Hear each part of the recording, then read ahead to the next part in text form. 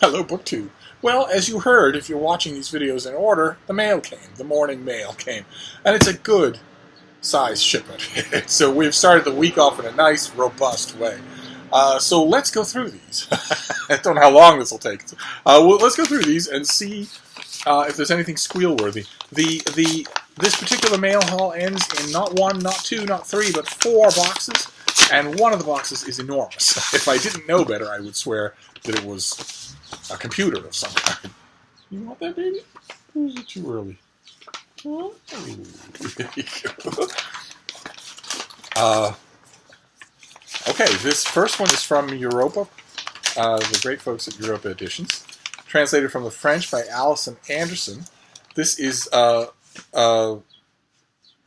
Laurent Gaudet's Our Europe, which I guess had a vogue elsewhere, and is now here. So when did this first come out? This is a cute little edition. Let's see here. Oh, no. All right. Well, 2019 is the pub date, even in French, so that was fast. I can't figure out this. This is not the first of these Europa editions that I have got they have a sort of a textured cover, and they also have the French flaps. And I mean, the French flaps are the same with a lot of Europa editions, but something about these, the size and the make of it feels different. And I don't know why that is. I don't know whether this is a change that they're doing to all of their books, or whether some of their books are imported, and those are this way. I've had a few. My Europa editions do not look uniform anymore, which is a little on the strange side. So, all right. So there we go. We start off with Our Europe. A history of Europe like you've never read before. Well, I have heard of this book, but I haven't read it, so we will see. I have read a lot of different kinds of histories of Europe. Let's see. You want this flavor there? You don't have much room to work up there. Huh? You don't have much room to work. Okay.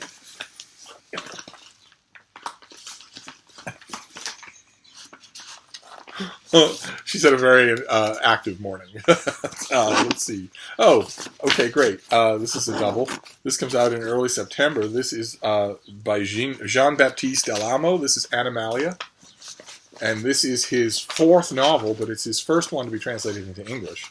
He's apparently a bit of a sensation in France. He became a rising literary star in France when he won the Goncourt first novel prize. But his 4th novel and English language debut, this book, made him a sensation.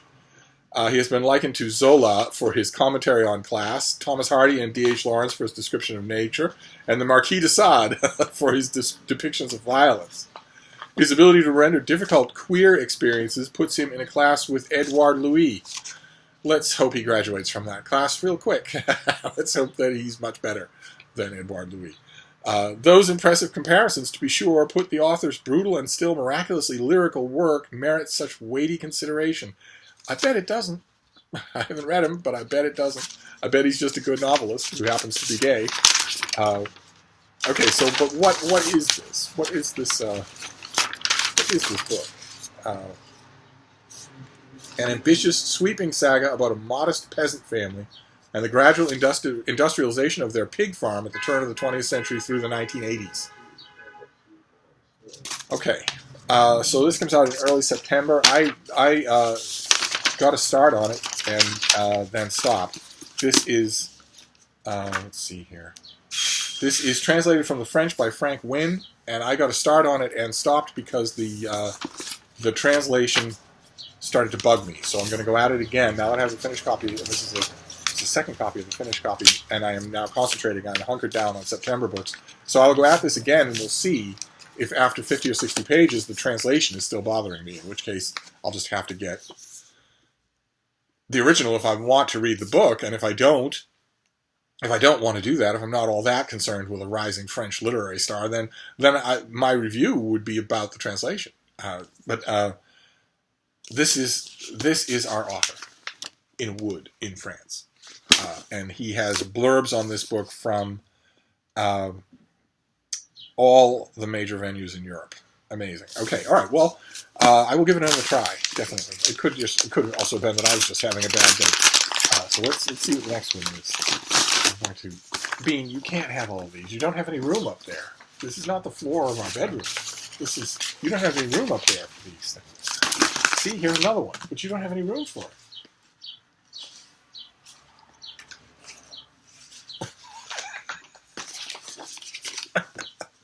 All right. Okay. All right. This is from Harvard University Press, and this is due in September. Of course, they all are. This is by Francois Baylis, and it is Altered Inheritance. CRISPR and the Ethics of Human Genome Editing. I think we saw this. Did we see this in advance copy? We are now capable of editing human DNA. In November of 2018, it was announced that 2 babies grown from genetically edited embryos had been born in China. Their names are Lulu and Nana. The backlash from within the gene editing community was nearly unanimous. Regardless, just a few weeks later, a Russian scientist announced that he too would forge ahead with his own plans to edit the genes of a human embryo. Using this CRISPR technology, scientists have figured out how to grow crops that can fight climate change, enhance the colors of butterfly wings, and create algae that produces biofuel. The terminally ill may soon be cured, and couples carrying life-threatening diseases will be able to give birth to healthy babies that are biologically theirs. But with every promising genetic opportunity comes urgent ethical, legal, and cultural questions. Who will have access to this genetic technology? Who will decide which diseases warrant editing? Should deafness or dwarfism be genetically corrected? Okay, we did see this before. We had a discussion about deafness, for instance. Many within these communities would argue against it. Will they have a say? Wow. Okay, so this is also a September book. This comes out, in late September, and it's fascinating to me. I can't imagine that the question won't end up being about who will pay for what. Maybe that's just a quintessentially American view of things, but I can't imagine that isn't how this whole thing is going to shake out. Who will pay for what and who can pay for what. But it will change everything. That would be kind of interesting to see. Let's see what this next one is. Oh, baby, I'm just going to start putting these away because you are ready for your mid-morning nap. You are ready for your mid-morning nap. You don't need to be tearing things apart on top of the couch. Okay, this is from Farrar, Straus, and Giroux. This is another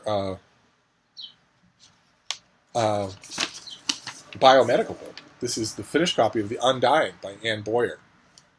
That is the book.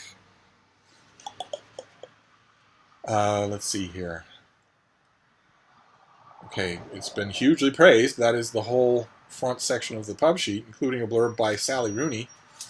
Some of you will know Sally Rooney now that the former Republic of Ireland has been named after her. Is now the Republic of Sally Rooney. She is the greatest writer of fiction who has ever lived, not only on Earth, but in all the planets of the United Federation of Planets. She wrote a boring C-grade novel called Normal People that every single reader in the world says is the greatest experience of their life, including their marriage and the birth of their first child.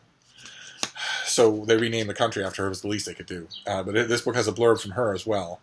But do we actually have a description? No, we don't. Wow, the back of the thing just goes on with more blurbs. Okay, all right. So this is well praised. This is a well praised book. Although you don't need any more praise than Sally Rooney, because it's not just novels that she writes better than anyone ever has. Keep in mind, again, in the history of the universe, not just in the history of Earth. Tellar, Andor, the planet Vulcan. No one has ever written a better novel than she has. But if you have a blurb from her, you really don't need blurbs from anybody else, right? Because she's not just the greatest novelist who's ever lived anywhere in the history of the universe, but also the greatest blurber.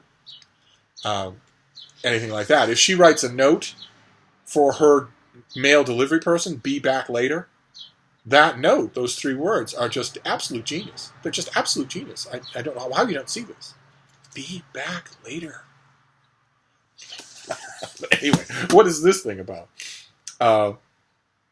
More than just a harrowing memoir of survival, The Undying also explores the experience of sickness from the digital age back to ancient Rome, weaving in dream diarists, John Donne, cancer hoaxers, fetishists, corporate lies, pro-pain dolorists, The ecological cost of chemotherapy and many little murders of capitalism.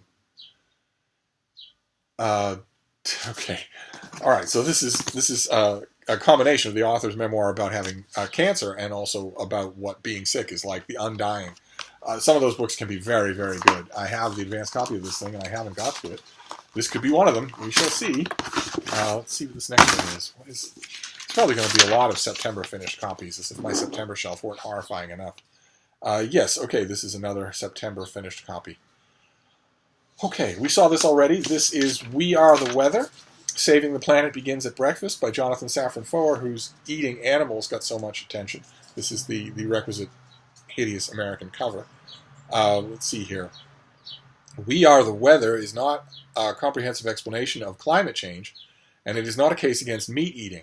It is an urgent and timely call for action, a plan for saving the planet, an argument for a collective act to eat differently. Specifically, no more animal products before dinner. Before the 1960s, all food animals were raised outdoors in environmentally sustainable concentrations. Today, livestock is the leading source of methane emissions. Nitrous oxide emitted by the fertilizers used to grow crops for livestock, along with their urine and manure, are the leading sources of nitrous oxide emissions. Animal agriculture, I hate that term so much, is the leading cause of deforestation on the planet. All three are significant contributors to global warming. In this book, the author tells two stories. In the first, he marshals evidence and lays out a case that factory farming of animals to feed our heavily meat-based diet is a huge factor in global warming.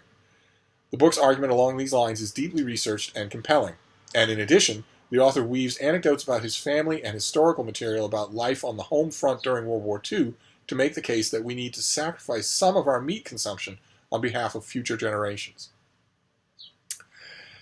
Yes, okay, so the gist of the book is drastically cut down on your meat consumption because the industry that supports the production of your meat is killing the planet.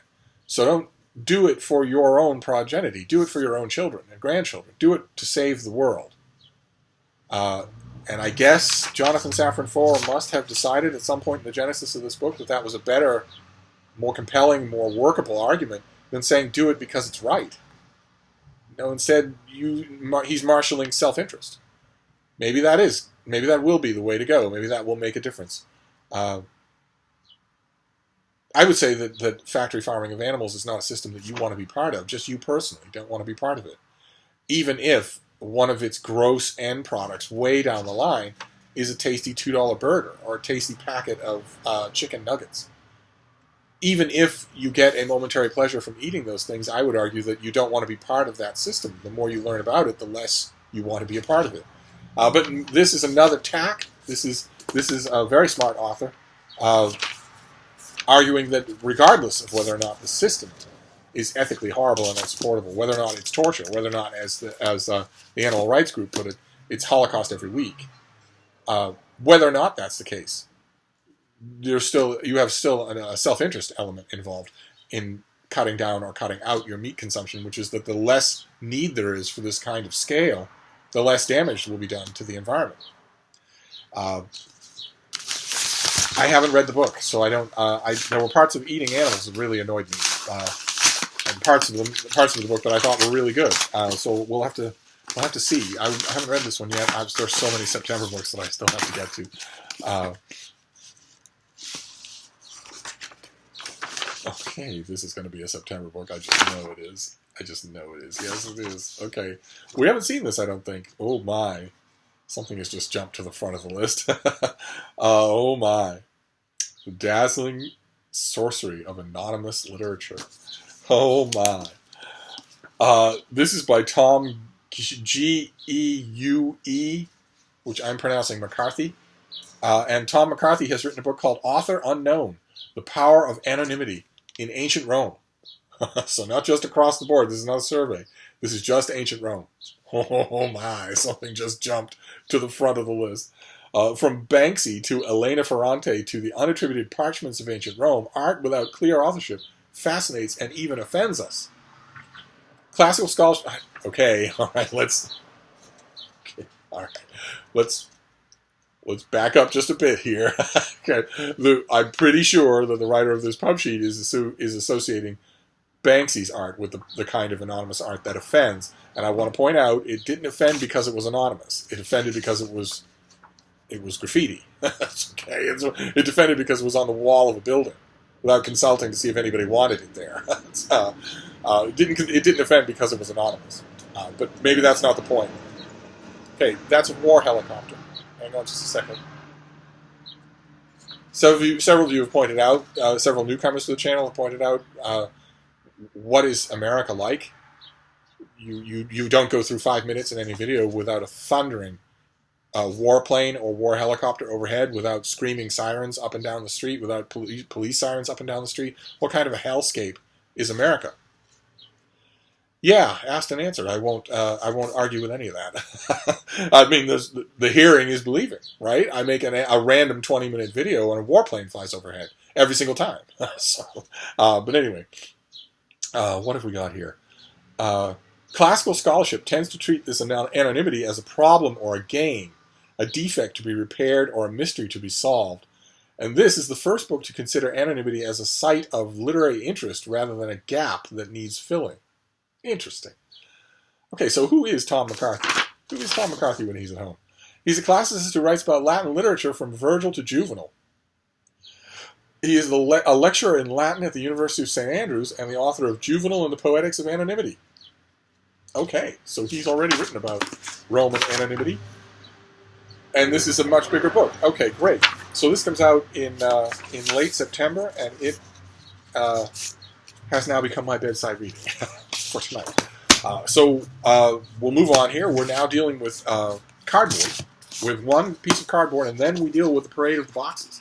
How are we doing for time? Oh my. Okay, well, it'll be a 30-minute video. You're used to those. You get to look at Frida's rump the whole time.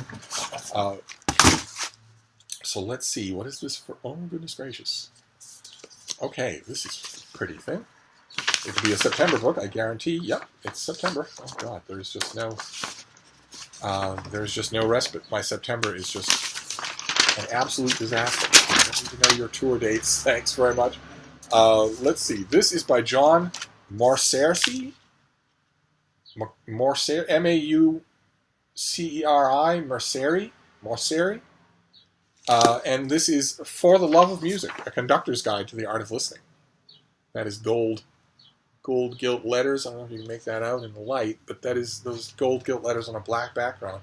And the book asks the question, why should we listen to classical music? How can we get the most from our listening experience? The author was a protege of Leonard Bernstein and an eminent conductor of symphonies, opera, ballet, musicals, and film all around the world. And in this book, he not only invites us into the world that often feels inaccessible to the general population, but also imbues his palpable love of classical music into any who engage with his writing.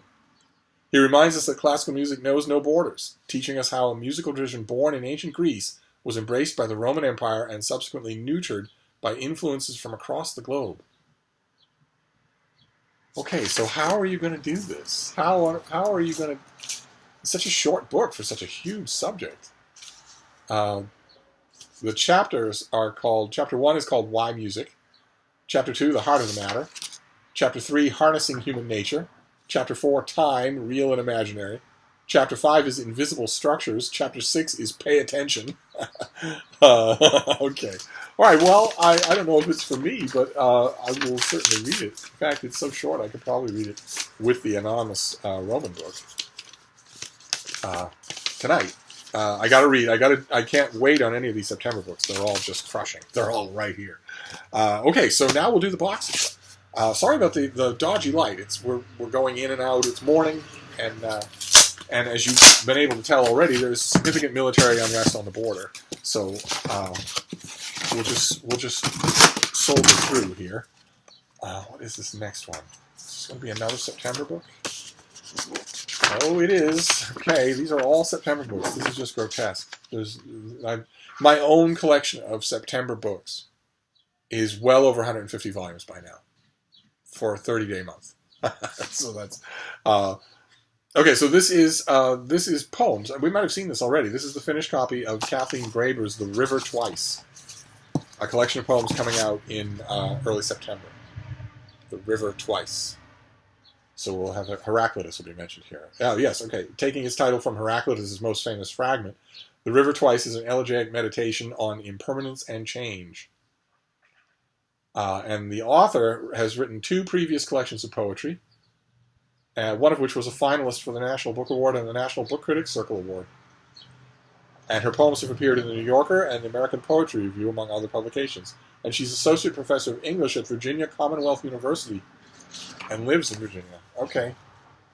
All right, fantastic. A swim volume of poetry. I have the advanced copy of this, and I haven't got to it, as always. I haven't got to any September book, it feels like. I've read a ton of them, but it's barely a drop in the bucket. Okay, then we'll move on. We'll move on to the next box. Keep in mind, the final box is huge. It's as big as all these things put together. So let's see what this next one is. I know one thing that this next one's going to be. It's going to be a September copy. It's going to be a September book. We're looking at 20 more September books. Okay, this is another volume of poetry.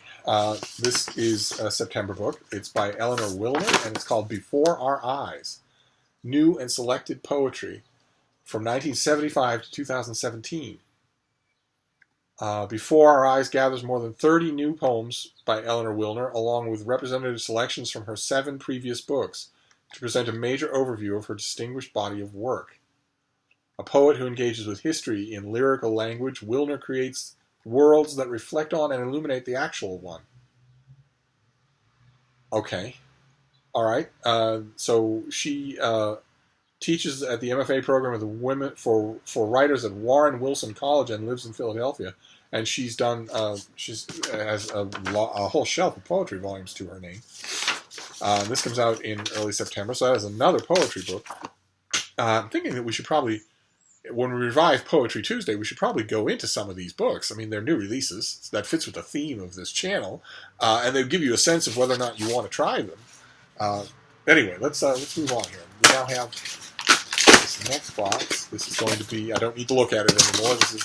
We've got 20 examples in a row, so this is going to be a September book. Let's see here. Yes, this is a September book. This is by Jennifer Morton, and it's called Moving Up Without Losing Your Way. It's a staircase. Moving up without losing your way. The ethical cost of upward mobility. You've heard about dreamers, children of undocumented immigrants who just want the right to an American education, and so much more. But what about strivers? What about the first-generation college students who juggle multiple part-time jobs, support family members, and accrue massive student debt, all in an attempt to have a better future? This book is a powerful examination of the pressures on first-gen college students. Not only is the cost of college rising, but it's taxing on relationships between first-gen students and their families, friends, and communities.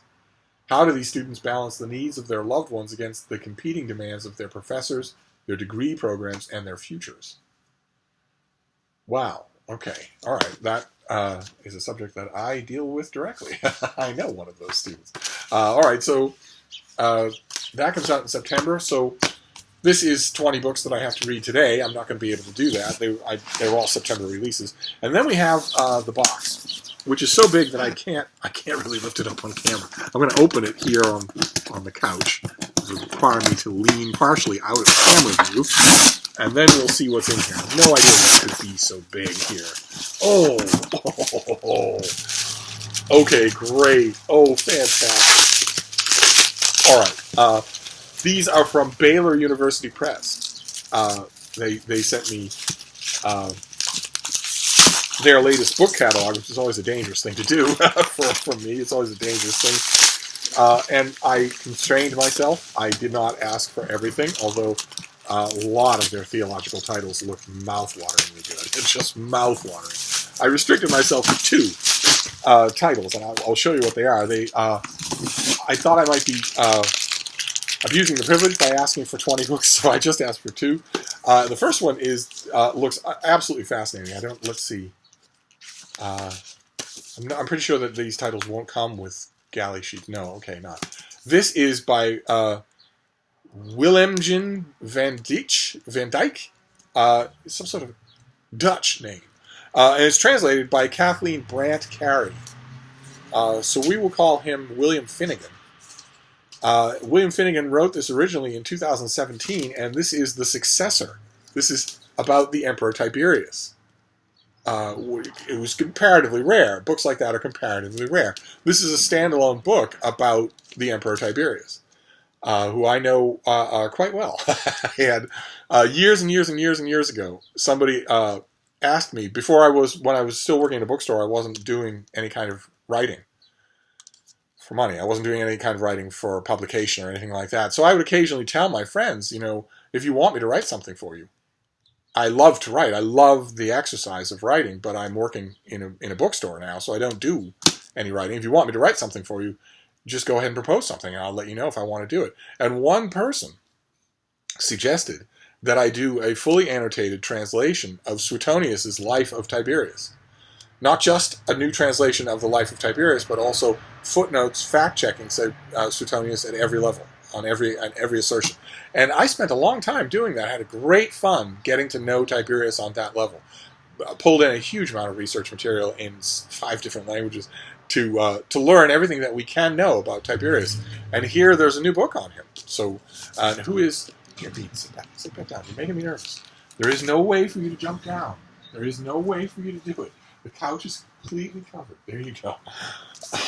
Never fails. She wants to jump down on the floor when she's not able to do that.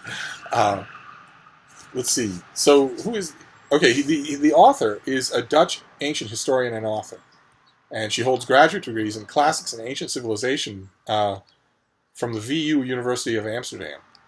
And is the author of Via Roma, the history of Rome in 50 streets. And this is a biography of Tiberius. Great. Fantastic. So that was the first of the Baylor University Press books that I brought out, that I asked for. I think this came out last month, but I'm totally glad to have it. And then the next one, this is huge. This is just a gigantic thing. I think this is almost 2,000 pages long.